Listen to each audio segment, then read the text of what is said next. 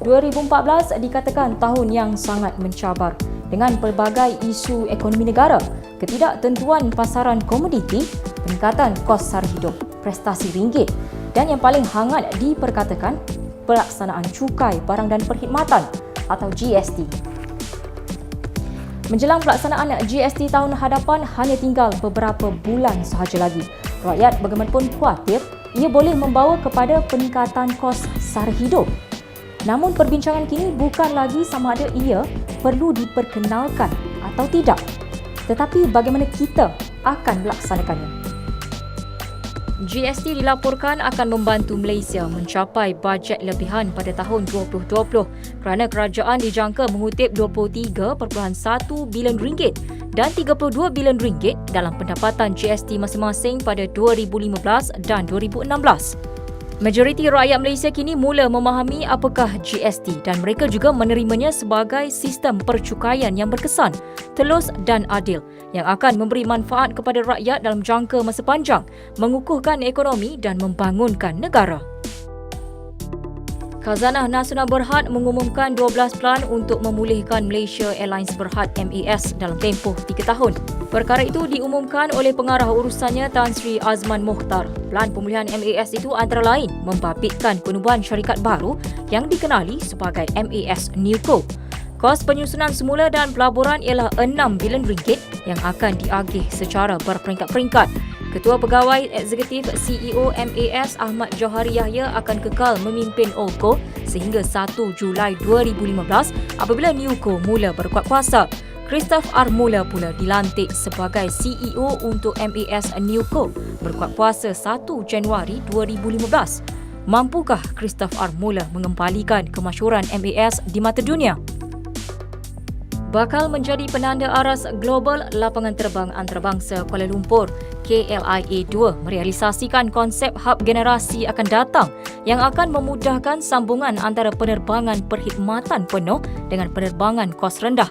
Setelah melalui beberapa episod kontroversi, KLIA-2 akhirnya menjadi mercu tanda terbaru bagi industri penerbangan dan pelancongan negara ini. KLIA-2 akan menjadi satu-satunya terminal mega khusus di dunia yang memberikan perkhidmatan kepada industri penerbangan kos rendah yang diurus oleh MAHB.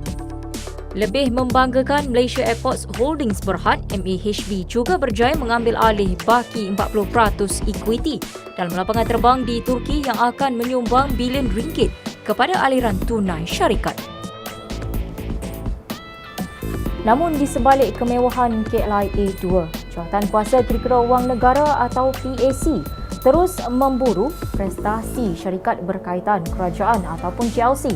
Selain menggesa Jabatan Audit Negara membuat audit terhadap MAHB mengenai susulan isu peningkatan kos pembinaan dan kelewatan operasi KLIA-2.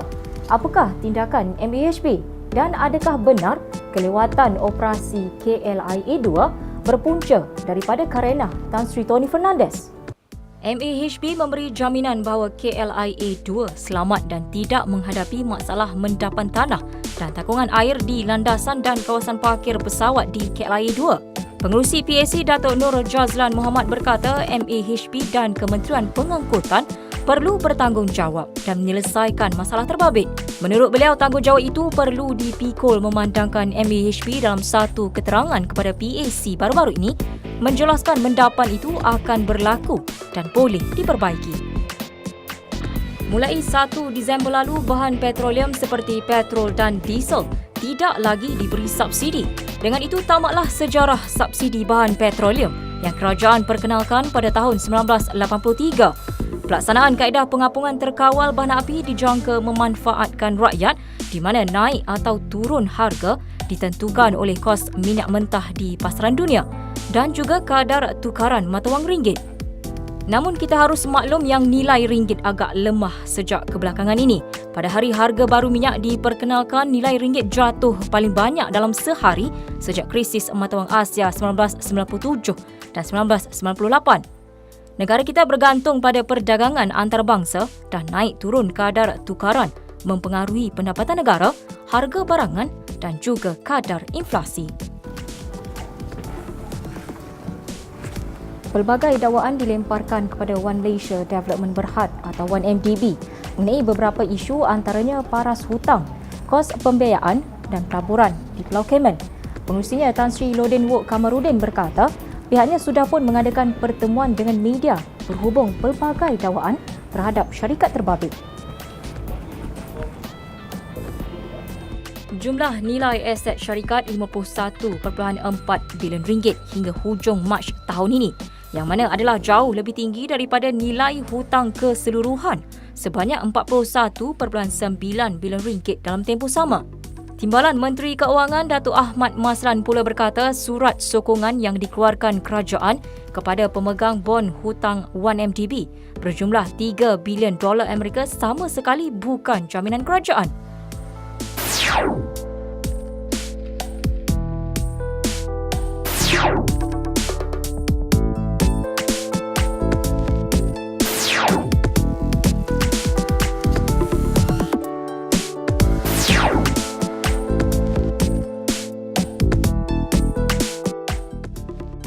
Tinggal beberapa hari saja lagi 2014 akan melabuhkan tirainya.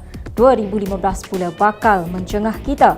Tahun terakhir pelaksanaan Rancangan Malaysia ke-10 sebelum Rancangan Malaysia ke-11 dibentangkan tahun hadapan yang merupakan persiapan terakhir negara sebelum mencapai wawasan 2020. Sekian saja Jendela Ekonomi 2014 daripada saya Siti Nurdiati Zaidi.